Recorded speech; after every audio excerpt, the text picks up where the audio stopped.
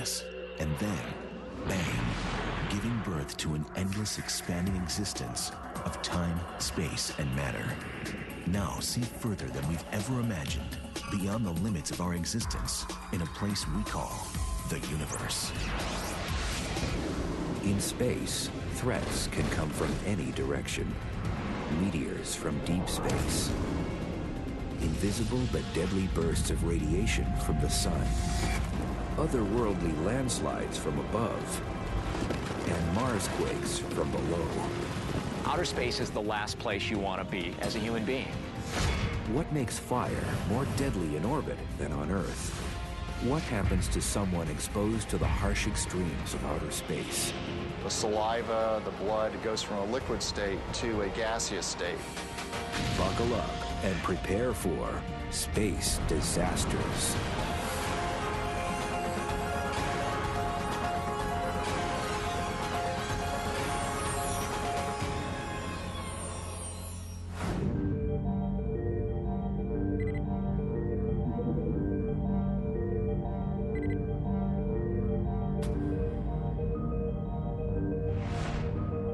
The year is 2030.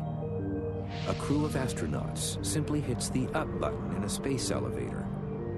The elevator will bring them to their spacecraft, which will meet them in orbit. They're grateful they don't have to risk the controlled explosion of a rocket launch. We can now create carbon nanotube fibers that are stronger than steel. And believe it or not, they are strong enough to keep a space elevator afloat in space so that you can literally climb your way into the heavens. The 60,000-mile cable is attached to the docking station that revolves at the same rate as the Earth. Just like a geosynchronous satellite, it stays over a fixed spot on the ground. A space elevator would be any astronaut's dream. But the space elevator dream can also turn into a nightmare. The space elevator has to be anchored to the Earth. But what happens if you have storms? And all of a sudden, the moorings begin to snap. With the cable still attached up in space, it will start swinging wildly, striking objects hundreds of miles away in any direction. It's also possible that some type of guidance computer or thruster problem could knock the platform in space off course, snapping the cable at the top. If it happened while a crew was going up or down the cable, they would be in for the last ride of their lives. And the 60,000 miles of cable hurtling toward Earth is long enough to wrap itself around the planet almost 3 times at the equator, creating havoc over a wide area. It would be not only disastrous and dangerous for the people involved, the kinetic energy of something like that whipping through the atmosphere would be a menace to navigation. So it's going to have an inherent danger in it that any human system has. This is just one of many potential disasters facing future space explorers.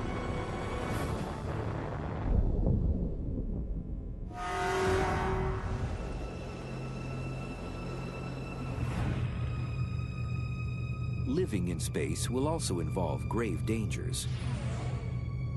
Colonies on the Moon or Mars will be faced with threats from all directions,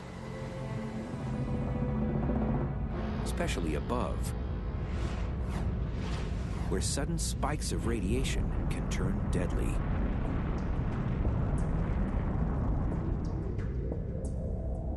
If we were walking around on the surface of the Moon, I would say our #1 concern should be solar flare. The sun erupts. The protons coming from that flare could kill an astronaut. There have been several flares over the last couple decades, which if we had had astronauts on the Moon just walking around in a spacesuit would have been lethal for them. On Earth, we're protected from most radiation. Earth's atmosphere and magnetic field are like a protective fence, letting only a fraction of particles through. On the Moon and Mars, you are directly in the firing line. The Moon has no atmosphere or magnetic field.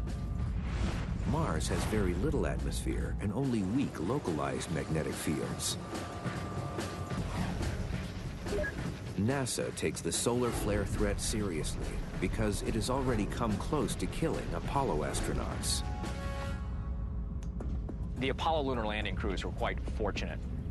In 1972, in August, there was a major solar flare. There was what they call the Great Solar Storm that happened to just take place in between the Apollo 16 mission in April and the Apollo 17 mission in December of that year. Had that occurred while there was a crew on the surface of the Moon, they would have been dead. The effects would be similar to certain people who died in Hiroshima and Nagasaki, those who were not killed in the initial blast, but were overwhelmed by the extreme radiation dosage within several seconds. An astronaut caught in that situation will have little time to react. A flood of deadly particles penetrates the body, killing all of the astronaut's cells in a few brief moments. So it's no surprise that space colonists will need to be constantly on alert. We're going to need weather reports, but they're going to be space weather reports. We're going to need satellites monitoring the sun, giving us advance warning of flares. The light from the sun takes only 8 minutes to reach the Moon. Coming behind it would be the particles, the lethal radiation. You'd have minutes, half an hour, that sort of time frame before you wanted to really be in a shelter. Such a storm might last for a couple days. One option for protection is living underground. But don't let the barren terrain fool you. The Moon and Mars are still active bodies where natural disasters like those seen on Earth can strike.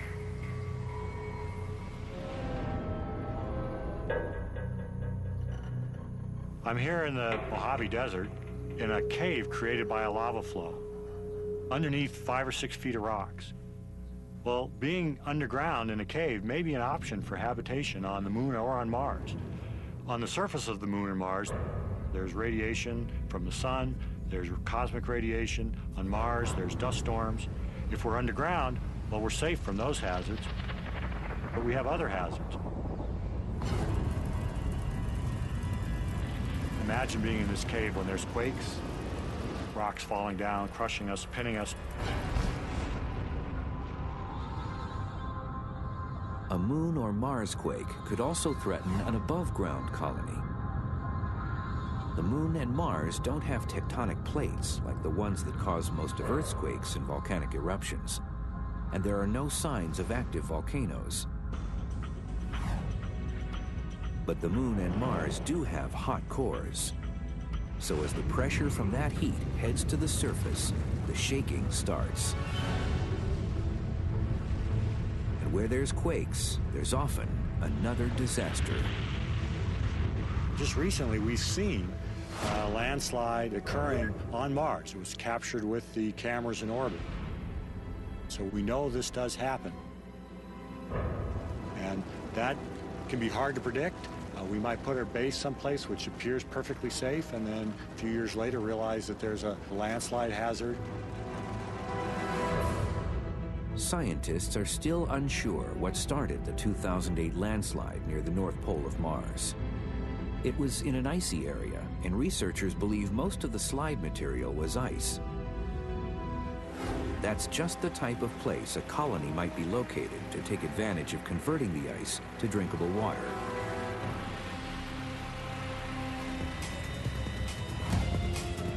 Even a distant quake could still trigger a slide near a colony. But what if a hidden fault line is running right under the buildings?